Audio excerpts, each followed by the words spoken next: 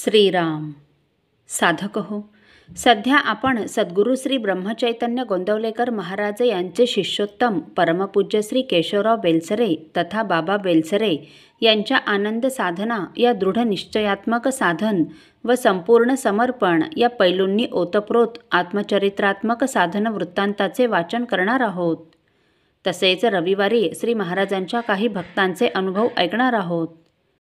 परमपूज्य बाबा सांगतात, माझे वय सुमारे 20 वर्षांचे होते. निजाम हैदराबादमध्ये तेव्हा शस्त्रांवर कडक बंधन नव्हते. काही मुसलमान व्यापारी शस्त्रास्त्रे विकीत. त्यापैकी 2 जण माझ्या अत्यंत निकट परिचयाचे होते.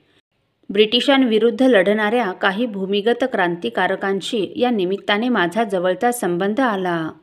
माझ्या जीवनात घडलेला हा एक विलक्षण योगायोग आहे. गावाच्या बाहेर एका उजाड समाधीपाशी वेळी अवेळी आमची खलबते चालत. कोणत्या साहेबाला केव्हा, कसे व कोणी मारून टाकायचे याचा आडपडदा न ठेवता अगदी मोकळेपणाने खल होई. माझ्या क्रांतिकारक मित्रांना माझ्या घरातील कपडे, पैसे, पुस्तके व लहान भांडी काही वेळा मी चोरून दिली. आपसात ठरल्याप्रमाणे एका मोठ्या माणसाला मारून टाकावे म्हणून घरी न सांगता मी दिल्लीस गेलो. कोटाच्या आतील खिशात शिकारीचा मोठा चाकू उघडा ठेवून सकाळीच त्याच्या बंगल्यावर भेटीस गेलो. या बसा झाल्यावर त्या माणसाच्या तेजाने मी दिपून गेलो. चाकू काढून त्याला मारण्याची हिंमत मला झाली नाही. मी तसाच हैदराबादला परत आलो. खलबते होऊन पुन्हा असे ठरले की आपले काम सफल होण्यास भगवंताची मदत हवी, आत्मबल हवे. ते मिळविण्यासाठी तप करावे म्हणून पुन्हा 7-8 महिन्यांनी मी गोदावरीच्या काठी धर्मपुरी येथे गुपचूप निघून गेलो. कडक उपवास करून 7 दिवस तेथील एका मारुती मंदिरात मी जपध्यान करण्याचा प्रयत्न केला. पहिले 2-4 दिवस बरे गेले. नंतर मात्र माझे चित्त ध्यानात लागेना. म्हणून 12व्या दिवशी मी सरळ घरी परतलो. त्या काळात कॉलेजचा अभ्यास थांबलाच होता. अर्थात इतर वाचन चालू होते, पण 2 वर्षे शत्रूंबद्दलचा द्वेष मनात सारखा भडकत ठेवावा लागला. त्यासाठी अतिमानसिक बल खर्च झाले. तो ताण सहन न होऊन पुढे काही महिने माझा मेंदू अगदी थकून गेला. खरोखर प्रेम आणि द्वेष दोन्ही मोठ्या जबर शक्ती आहेत यात शंका नाही. खरे प्रेम लाभले किंवा खरा द्वेष भडकला तर त्या भरात माणूस वाटेल ते मोठे व धाडसाचे काम सहज करून जाईल, हे मी अनुभवाने सांगतो. पुढील 2-3 वर्षे क्रांतिकारकांशी माझा संबंध टिकला, पण माझ्यात पूर्वीची हिरिरी राहिली नाही. माझी प्रकृती बरी झाल्यावर आता पुढे काय, असे मोठे प्रश्नचिन्ह डोळ्यांपुढे उभे राहिले. घरातून 2 वेळा पळून गेल्यामुळे घरात मान राहिला नाही व समाजात स्थान उरले नाही. चांगली मुले व मोठी माणसे माझी संगत टाळू लागली. मन फार उदास झाले व कोठेतरी अज्ञात ठिकाणी पुन्हा आपण निघून जावे असे सारखे मनात येऊ लागले. मनाच्या अशा अवस्थेत सहज एकदा दासबोध वाचायला घेतला.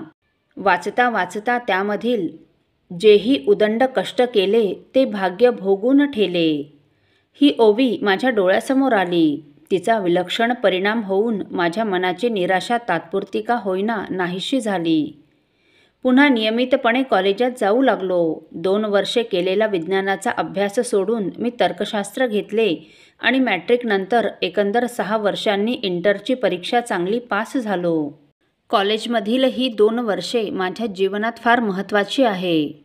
आपण आता पुष्कळ शिकून विद्या संपादन करायची या ध्येयाने प्रेरित होऊन मी अभ्यासास लागलो खरा, पण माझी मनस्थिती तेव्हा फार अस्थिर बनली होती. इतकेच नव्हे तर मी फार भावनाप्रधान बनलो होतो. अत्यंत आशा व अत्यंत निराशा, अत्यंत प्रसन्नता, अत्यंत उदासीनता, अत्यंत प्रेम तर अत्यंत द्वेष, अत्यंत निर्भयता तर अत्यंत चिंता या द्वंद्वाचे झटके आलटून मला यायचे.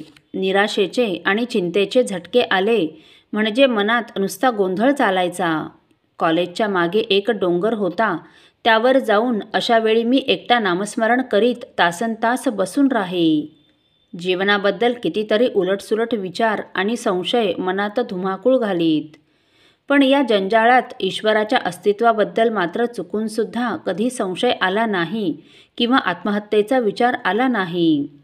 असे का झाले हे माझे मलाच आजपर्यंत कळले नाही. जीवनाचा अर्थ कळला तर आपले सर्व प्रश्न आपोआप सुटतील असे माझ्या मनाने घेतले.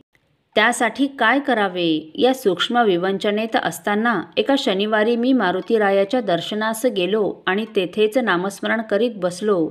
तेवढ्यात तत्त्वज्ञानाचा अभ्यास करावा अशी मोठ्या जोराने आतून प्रेरणा झाली. तिचा प्रभाव इतका विलक्षण होता की तिच्या उलट जाणे किंवा विचार करणे मला अशक्य झाले. तत्त्वज्ञान शिकण्याचे वेड डोक्यात घेऊन हा आपल्या आयुष्याची नासाडी करणार असा उघड विरोध घरातील सर्वांनी केला. पण तो पत्करून मी मुंबईस आलो आणि एल्फिन्स्टन कॉलेजात दाखल होऊन तत्त्वज्ञानाचा रीतसर अभ्यास सुरू केला. तत्त्वज्ञान शिकविण्यास 2 प्राध्यापक होते व दोघेही आपापल्या शाखेत निष्णात होते. पण त्यापैकी एक होता रसेलचा शिष्य तर दुसरा होता ब्रॅडलेचा शिष्य. पहिला संपूर्ण जडवादी तर दुसरा संपूर्ण अध्यात्मवादी होता. दोघेही आपली मते मोठ्या जोरदारपणे मांडीत. त्यामुळे नवीन विद्यार्थ्यांच्या मनात गोंधळ निर्माण व्हायचा. तरी पण त्या नव्या ज्ञानामध्ये माझे मन चांगल्या प्रकारे रमू लागले.